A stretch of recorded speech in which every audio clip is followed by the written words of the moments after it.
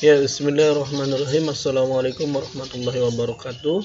Hari ini kita lanjutkan perkuliahan kita di fisika zat padat berkaitan dengan difraksi kristal menggunakan sinar X. Ya. Nah, kemarin kita sudah belajar tentang bagaimana landasan teori difraksi kristal menggunakan sinar X yang melahirkan analisis untuk yaitu hukum Bragg ya, hukum Bragg dan kemudian penentuan indeks Miller HKL. Nah, hari ini kita akan membahas tentang teknis pengambilan difraksi kristal. Ada 3 metode yang biasa umum digunakan untuk menentukan struktur yang sederhana. Yang pertama adalah metode Laue, ya, metode Laue. Kemudian metode rotasi. Kemudian yang terakhir adalah metode Fowler.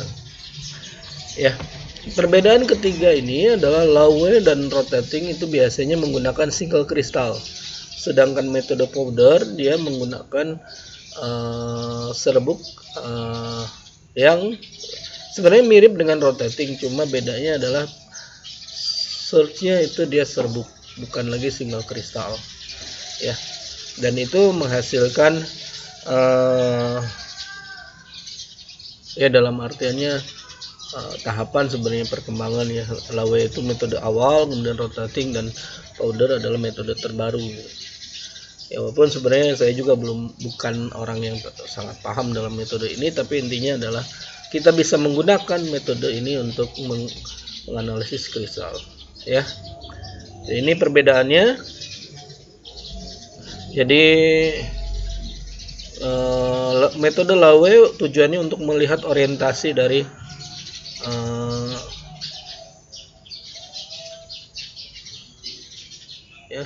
melihat orientasi dari kristalnya menggunakan bahan single kristal. Dia source-nya polikromatik, kemudian beamnya dia fixed angle, jadi dalam artiannya si single kristal ditembak dan diukur menggunakan plat yang tetap, sedangkan rotating kristal dia tujuannya untuk melihat lighting constant. Kemudian bisa digunakan untuk menganalisis menggunakan single kristal ya. Jadi kalau polikristal atau amorphous sulit untuk dilihat. Nah, tapi source-nya itu sudah mulai monokromatik ya. Ya, kemudian juga beamnya tetap, tapi sudut pengambilannya bisa berbagai macam ya, bukan hanya satu. Kemudian kalau Fowler dia melihat lattice constant, lattice parameter. Lattice constant itu hanya D gitu. Tapi kalau lattice parameter bisa sampai ke HKL-nya, indeks Miller ya. Kemudian powdernya bisa menggunakan polikristal karena bisa kalau serbuk dia berarti kristalnya juga kecil-kecil. Dan source-nya monokromatik X-ray. Beamnya tetap, tetapi sudut pengambilannya bisa berbagai macam. Bedanya antara rotating kristal dengan powder adalah di lattice, pengambilan lattice parameter dan polikristal. Oke. Kemudian kita lihat ini hasil dari difraksi menggunakan Laue. Jadi hasilnya adalah banyak sekali data yang bisa dikumpulkan, termasuk untuk menentukan D dan yang lain-lain. Tapi karena ini Laue, metode Laue termasuk radar lumit sebenarnya ya.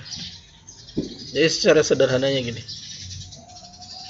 ini ada film backscattering, maksudnya disimpan sebelum si kristal, kemudian ditembakkan melewati ini, kemudian single kristalnya menghamburkan cahaya X-ray, sehingga ketika menghamburkan cahaya X-ray maka dia akan melihat titik-titik yang berkaitan dengan keberadaan posisi hamburan yang sudut hamburan yang dari sana kita akan tahu bahwa ini adalah satu sudut hamburan yang sama ya. Kemudian dianalisis, atau misalnya metode Laue juga untuk yang bentuknya seperti ini. Jadi si sinar X-ray ditembakkan ke kristal, kemudian hamburannya kita dapatkan dalam bentuk film setelah ini. Jadi sudut X-ray terhadap single kristalnya tetap, tetapi sudut hamburannya yang diubah. Jadi intinya adalah nanti ketika kita sudah dapat pola hamburannya, maka kita akan bisa tahu berapa sudutnya. Berarti itu adalah 2 theta gitu ya. 2 theta, tetanya kita dapatkan. Kemudian kita dapatkan HKL-nya, kita dapatkan D-nya, HKL-nya, dan seterusnya. Ini adalah contoh pola Laue ya, pola difraksi menggunakan Laue ya. Dari sana kita akan dapatkan, jadi dari sini ke sini, kemudian kita ukur berapa sudutnya, kemudian kita hitung beberapa misalnya parameter misalnya tentang D, kemudian HKL, dan seterusnya. Tetap ya.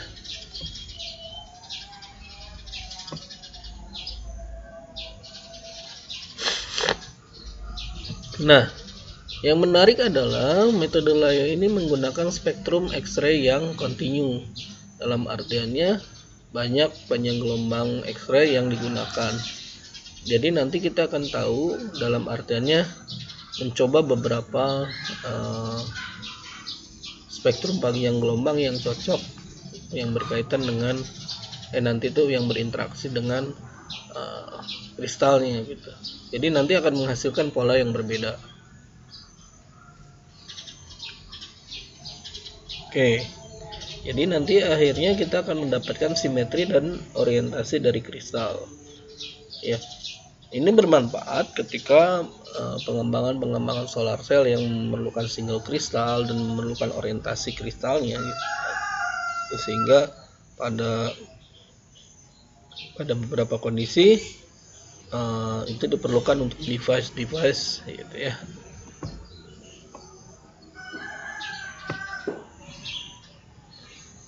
Nah, cuma masalahnya adalah ini yang menyebabkan penentuan intensitas dan sudutnya jadi sulit gitu. Jadi oleh karena itu orang mulai menggunakan metode rotating ya. Sama intinya adalah metode rotating atau metode Laue ini intinya adalah menentukan theta. Ya, nanti 2 theta. Nanti dari 2 theta berarti menjadi theta ya. Dari theta menjadi HKL. Oke. Nah, bagaimana metode rotating? Intinya adalah single beam sinyal spektrum dari X-ray itu ditembakkan ke single kristal ya, secara tegak lurus. Nah, hamburan dari sinar X-ray oleh kristal itu akan dideteksi oleh film berbentuk tabung. Jadi akan dideteksi oleh film berbentuk tabung. Apa perbedaan antara metode Laue dengan metode rotating kristal? Metode rotating kristal sangat mudah menentukan 2 theta atau theta. Kenapa? Karena langsung berkaitan dengan kita akan langsung mengamati sudut-sudut hamburannya. Dari sudut-sudut hamburannya lah kita akan mendapatkan HKD dan HKL. Jadi kuncinya ada di D dan HKL sebenarnya. Ya.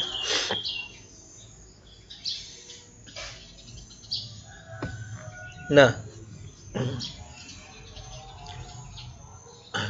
jadi dengan penggunaan spektrum yang dalam tanda kutip spektrum yang tunggal atau monokromatik, ya, maka panjang gelombang puncak yaitu sekitar lambda atau lambda max atau lambda utamanya gitu ya. Nanti dengan didapatkan theta, maka kita akan dapatkan besaran D, ya. Selain itu dari T kita akan mendapatkan dari theta mendapatkan HKL nanti, ya. Dari HKL dengan D kita dapatkan, HKL kita dapatkan, maka kita akan dapatkan parameter atau lattice constant, ya, atau A nya itu, ya. Jadi nanti filmnya, kalau filmnya ini dalam artiannya setelah diberi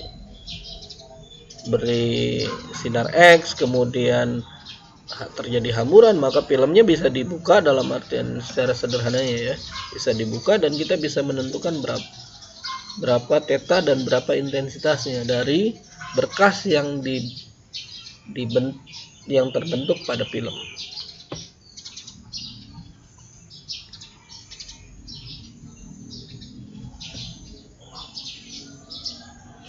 Nah, apa perbedaan antara metode rotating crystal dengan metode powder? Jadi karena metode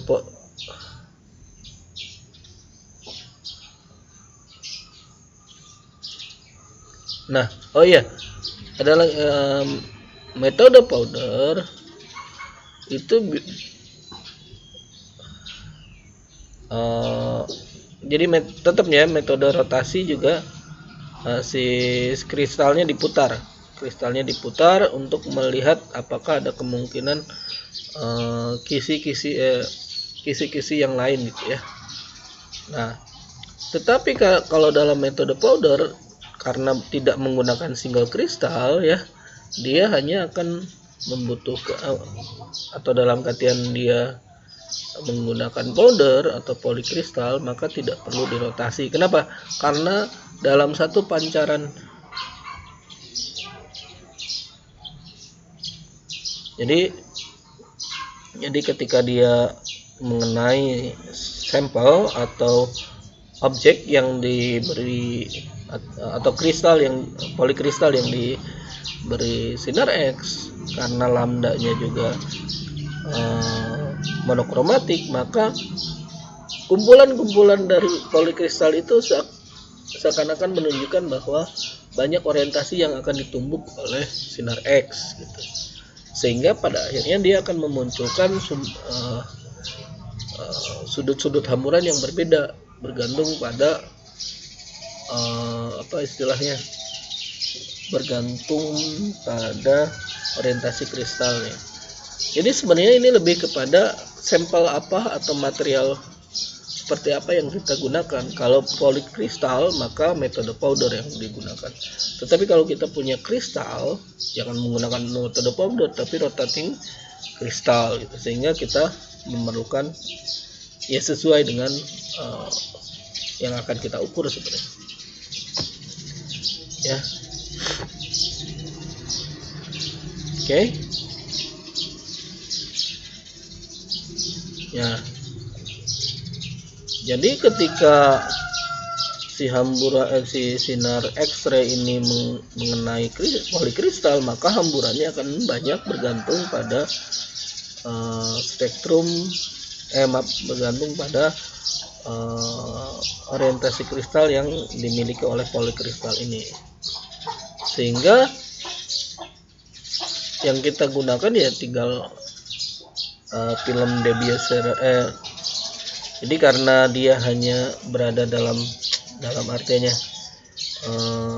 berada pada wadah yang tidak mendifraksikan, maka dia akan secara langsung menghamburkan sinar X, dan pada akhirnya akan terbentuk pola pada filmnya ini, namanya film Scherrer atau kamera Scherrer, kamera Debye Scherrer ya.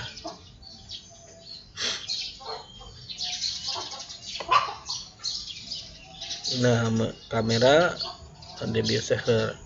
Jadi hasil ini adalah sinar datang, ini adalah sinar yang diteruskan. Jadi ibaratnya ini adalah 0, ini adalah 180 derajat. Ya. Ke sini. Jadi ini tuh ibaratnya adalah cincin yang dibuka gitu. Di sini sinar datang, ini sinar keluar ya. Dan yang garis-garis hampir busur ini adalah hamburan. Jadi ini dan ini adalah hamburan. Jadi dengan mudah kita menentukan ya, karena di sini sudah ditentukan ini adalah 0 dan ini adalah 180, maka kita bisa menentukan ini sudut berapa, ini sudut berapa, ini sudut berapa, ini sudut berapa. Dan ini menggunakan metode film, jadi bisa dengan presisi menentukan sudut-sudutnya. Selain itu juga berarti kita dapatkan 2 theta ya. 2 theta ya. Selain itu juga kita bisa menentukan intensitinya dari besarnya berkas yang tercipta atau yang terbentuk pada film tersebut. Ya. Besarnya berkas yang terbentuk itu akan menentukan intensitas. Ya, intensitas dari hamburannya. Nah, ini contoh ya.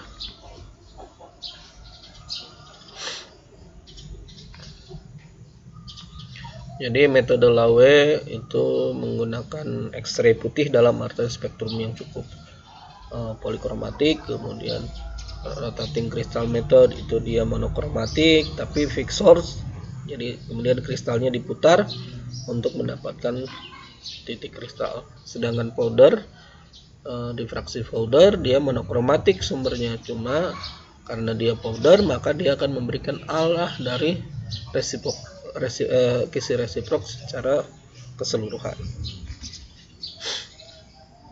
Ini adalah bentuk normalisasi dari intensitas, di mana intensitas ini dibagi intensitas maksimum, kita dapatkan pola seperti ini. Dan secara teoretik yang garis putus-putus ini menunjukkan kemungkinan keberadaan, tapi ada beberapa yang tidak ada ya di sini ya. Tapi secara keseluruhan puncak-puncaknya muncul antara hasil eksperimen dengan teori.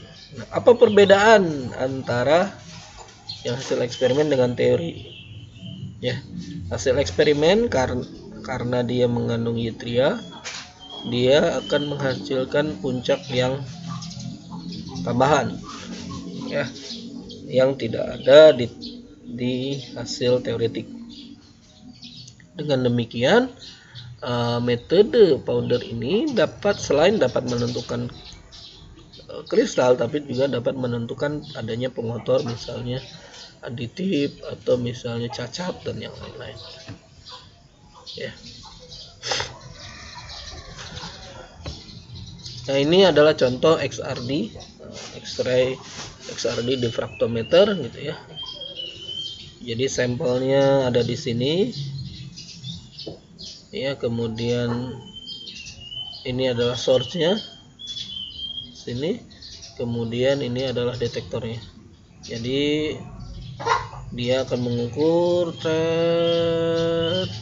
nanti kita akan dapatkan pola XRD-nya. Jadi ini adalah X-ray source-nya. Kemudian ini detektornya berpindah dan kita akan dapatkan hubungan antara 2 theta dengan intensity. Ya.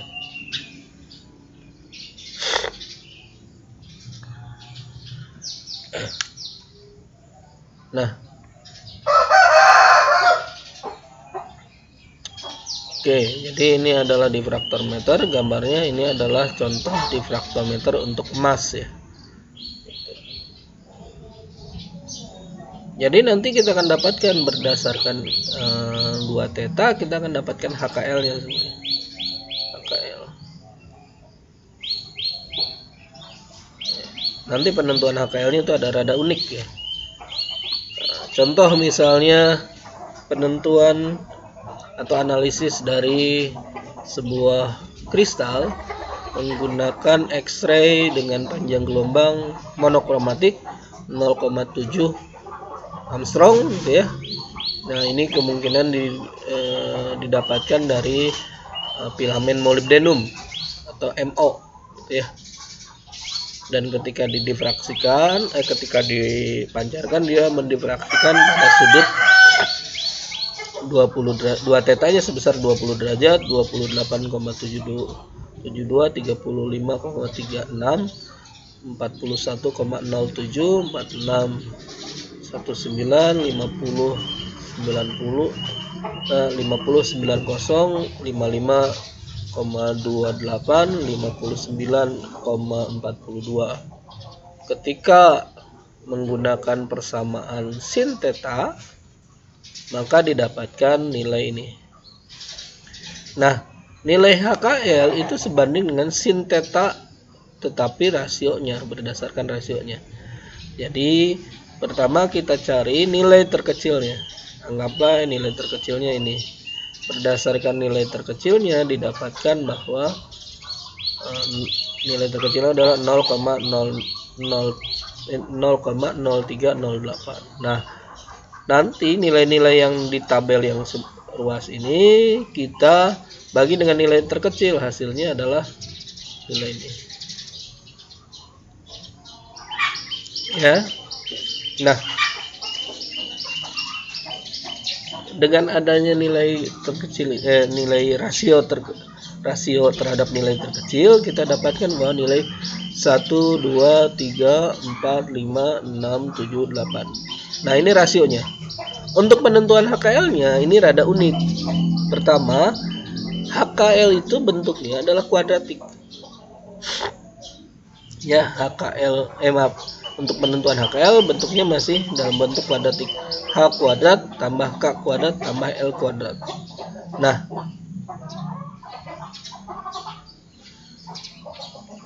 ya. Nah, penentuan HKL ini rada unik ya. Coba perhatikan tapi ya.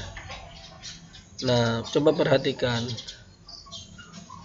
HKL apa yang menghasilkan 5 atau menghasilkan 1? Kemungkinan adalah 1, 0, 0. Ya, yang 3 misalnya 1, 1, 1. Kalau yang 5 ya 2, 4, 1, 0 ya. Kalau 7 kalau 7 nih, kalau 7 itu nggak bisa. Kalau 7 itu 4, 1, 2, tapi 2 itu kan nggak mungkin hasil kuadratik. Hasil dari bilangan bulat yang dikuadratkan 2 itu kan akar 2 berarti. L-nya akar 2, L-nya akar 2. Kalau akar 2 kuadratkan jadi 2. Nah, berarti karena angka 7 inilah semuanya dijadikan bilangan yang lebih bulat, lebih besar. Menjadi 2, 4, 6, 8, 10, 12, 14, dan 16 ya. Kenapa? Karena ada angka 7. Unik ya, dalam artinya pembentukan H kuadrat, K kuadrat, dan L kuadratnya harus ya intinya sih bilangan bulat yang bisa dikuadratkan. Angka 7 nggak bisa. Kalau angka 14 bisa. Ya, dengan demikian HKL-nya jadi 2, 4, dan 8. H kuadrat, K kuadrat, dan L kuadratnya ini 2, 4, 6, 8, 10, 12, 14, 16. Jadi HKL-nya jadi sekarang lihat H kuadrat, K kuadrat, dan L kuadratnya harus 2. Berarti HKL-nya kemungkinan 110. Bisa saja dia sebenarnya 101, tapi karena sejenis, sejajar lah bidangnya, jadi ini bisa dianggap sama. Kemudian yang 4 itu 2, atau 002, yaitu dia sejajar juga. Nah, kalau 6 211, kalau 4 220. Kalau 8 maaf ini. Kalau 10 310. Nggak mungkin 221 enggak. 221 itu berarti 9. Kalau 12 berarti 222, berarti 2 kuadrat 4 kalau dikuadratkan. Kalau 14 321, kalau 16 400 ya. Nah, coba perhatikan yang 110 dengan 220 itu sejajar sebenarnya. Ya, ini. Kemudian 400 dengan 200, enggak sejajar itu. Ya, oke. Jadi dari sini, dari 2 theta kita akan dapatkan HKL ya. Dari 2 theta nanti kita akan menentukan D-nya. Ya.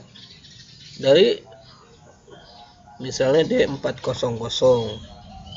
Sudutnya adalah 59,42. Ya. 2 tetanya adalah 59,42. Tetanya itu adalah 29,71. Maka D-nya itu bisa ditentukan lambda dibagi 2 sin theta. Tetanya masukin 29,71, hasilnya adalah 0,71699 Armstrong. Nah, karena HKL-nya 400, A0-nya bisa sama dengan D400 yang ini dikalikan akar dari HKL kuadrat. H kuadrat tambah K kuadrat tambah L kuadrat. Berarti kira-kira sekitar 4. Ya. Berarti 0,7 ini. Nah, berarti A0-nya sekitar 2,868, dan ini adalah body center kubik atau kubik lah dulu ya, kubik. Tapi dengan adanya kisi-kisi yang lain, misalnya 211, 222 gitu ya, itu berkaitan dengan body center. Ya. Jadi pertamanya karena dia A0-nya udah langsung ketemu, maka kita langsung berpikir oh itu adalah kubik gitu ya. Kemudian karena dia ada HKL yang lain yang kalau kita hitung ternyata A0-nya juga sama, oke, berarti itu kubik. Tapi HKL itu menunjukkan bahwa adanya body center gitu ya. Nah, contoh misalnya untuk XRD NaCl. Ini XRD KCl. Apa yang membedakan antara NaCl dengan KCl? Yang membedakan NaCl dengan KCl itu adalah D-nya. D. Jadi D yang berbeda itu akan menghasilkan sudut yang berbeda. Kemudian HKL yang berbeda juga akan menghasilkan sudut 2 theta yang berbeda. Oke. Jadi kelebihan dari pengukuran menggunakan XRD itu adalah dia non-destruktif. Jadi si kristal dapat digunakan lagi untuk proses selanjutnya. Jadi dan kemudian dia XRD ini dapat membedakan antara kristal atau amorphous. Jadi kalau menggunakan kalau misal materialnya kristal, dia dapat ditentukan berapa parameter kisinya. Kemudian kalau amorphous dia tidak, ya, karena tidak ada pola difraksi nanti oleh amorphous. Kemudian juga dapat menentukan struktur kristal, ya, dapat menentukan struktur kristal. Jadi kalau kristalnya sudah pola difraksi sudah ketahuan, kita akan bisa menentukan struktur kristalnya seperti apa. Bahkan dia dapat membedakan distribusi elektron di dalam atom, ya, di dalam unit sel. Kemudian juga menentukan orientasi dari single kristal gitu ya. Bahkan juga polikristal ya, dapat juga menentukan polikristal, bahkan dapat mengukur strain ya, strain dalam artiannya pemberian mekanik pada material, dan diukur pemberian mekanik itu berpengaruh terhadap strukturnya atau tidak, bahkan bisa mengukur pada ukuran-ukuran yang kecil ya, dan seterusnya. Banyak hal yang lain yang bisa dimanfaatkan, atau salah satu manfaat dari pengukuran XRD ya. Jadi tidak terlalu mahal pengukurannya kecuali kalau membeli alat ya. Jadi kemudian X-ray juga tidak terabsorpsi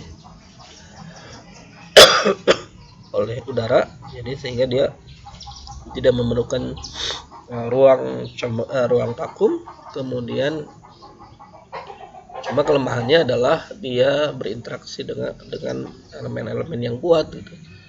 Karena ketika dia ditembakkan ke kristal, kalau ada elemen-elemen yang kuat, bukan yang terjadi bukannya hamburan, tetapi adalah proses absorpsi.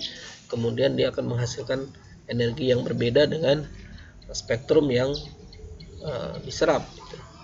Bisa lebih tinggi atau lebih rendah. Jadi oke.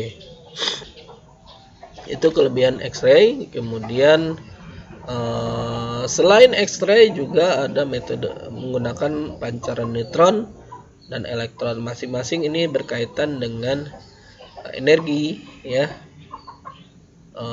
Tapi juga selain karena energi, berkaitan juga dengan mekanisme scatteringnya, karena juga untuk yang neutron dan elektron berbeda perangkatnya ya. Kemudian neutron diffraction misalnya gitu, panjang gelombang ininya sekitar 1 Armstrong, dan energi itu sekitar 0,08 elektron volt. Jadi dapat kelebihannya apa? Dia dapat digunakan di suhu ruang ya.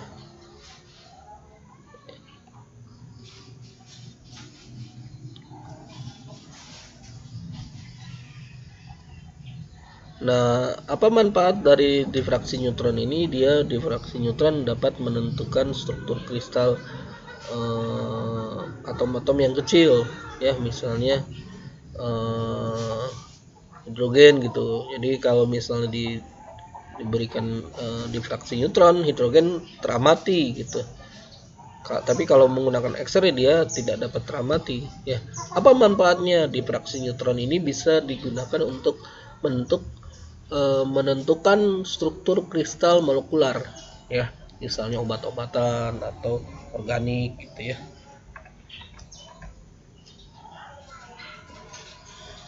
Tapi karena dia netral, dia tidak berinteraksi dengan elektron pada kristal ya.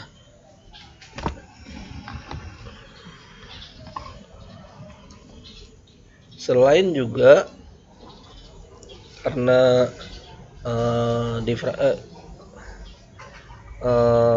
spektrum atau pancaran neutron ini dia tidak berinteraksi dengan momen magnet, jadi dia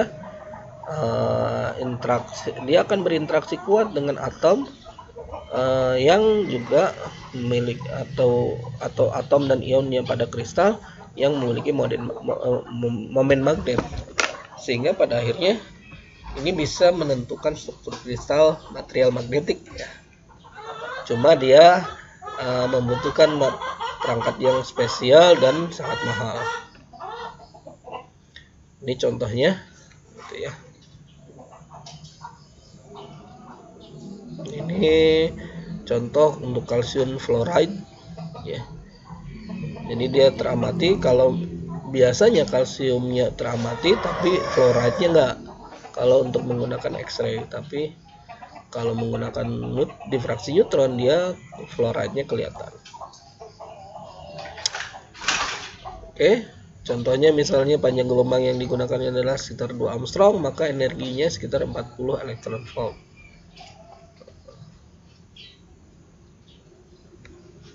Oke, kalau elektron, maaf. Untuk elektron difraksi elektron itu sekitar panjang gelombangnya 2 Armstrong. Ya. Jadi karena dia sekitar 40 elektron volt, maka dia akan terabsorb oleh kristal. Ya. Apa manfaatnya? Manfaatnya biasanya untuk kita gunakan untuk menentukan struktur-struktur yang kecil. Misalnya adalah kristal 2 dimensi, kemudian juga nanopartikel dan yang lain-lain ya.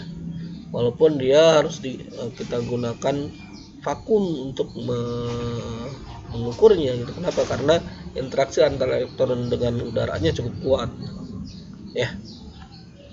Ini kesimpulannya menggunakan X-ray gitu sekitar 1 Armstrong, sama X-ray, neutron dan elektron. Energi yang diperlukan sekitar 10⁴ elektron volt untuk X-ray. Kalau neutron kecil dia. Kemudian tapi kalau elektron dia membutuhkan sekitar 150 elektron volt. X-ray berinteraksi dengan elektron dan dia penetrating.